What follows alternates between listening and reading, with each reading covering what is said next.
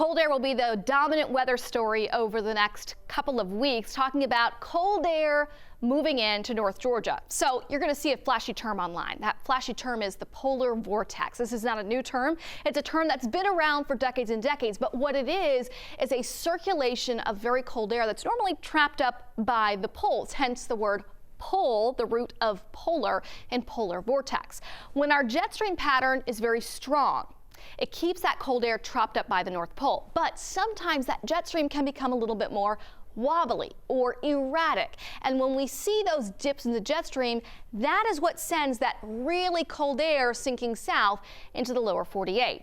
Through the middle of January, that's what we're expecting across the southeast. We've got colder, we're going to call it Arctic air, an Arctic air outbreak that will be a prolonged period of well below average temperatures here throughout North Georgia, the southeast. You see on the 6 to 10 day temperature outlook, we've got that dark blue color, meaning likely colder than average temperatures for the entire eastern United States. Let's look a big picture at how those temperatures trend out. There is one little lobe or spell of that cold Arctic air that's already pushing in for the start of the weekend.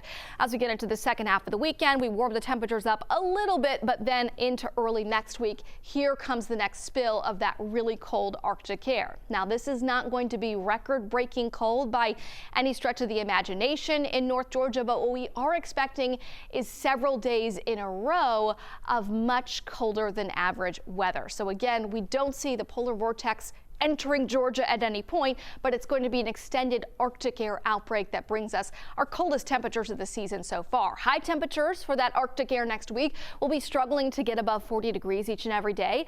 The morning lows in the city will be in the 20s. So we're talking about Atlanta low temperatures through the first full week of January that are going to be in the mid 20s, maybe some low 20s. But when you're outside the center of the city, those morning lows can be a lot colder than that. So we will look at looking at rather some teens and low 20s for morning lows outside the center of the city, and then afternoon highs in the upper 30s and low 40s. Now, when we get into these patterns, when we know the cold air is going to be here, we have to look ahead at any potential impact from wintry weather. And at this phase, we're still a very long way away from a significant wintry weather threat if there were to be one playing out. What we are looking at now is what's the weather pattern into next week?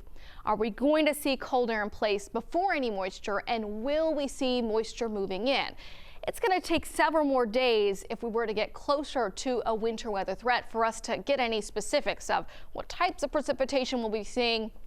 What's the timing of that? What's the amounts of them? Right now, we are just purely looking at next week. We know we have the cold air. Will there be storm systems coming in that could produce moisture, and that means wintry weather?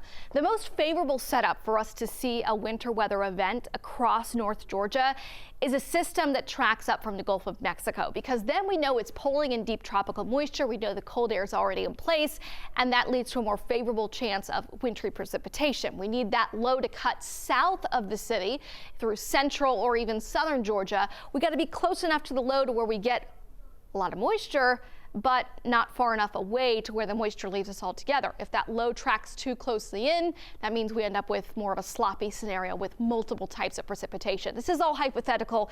It's not going to play out.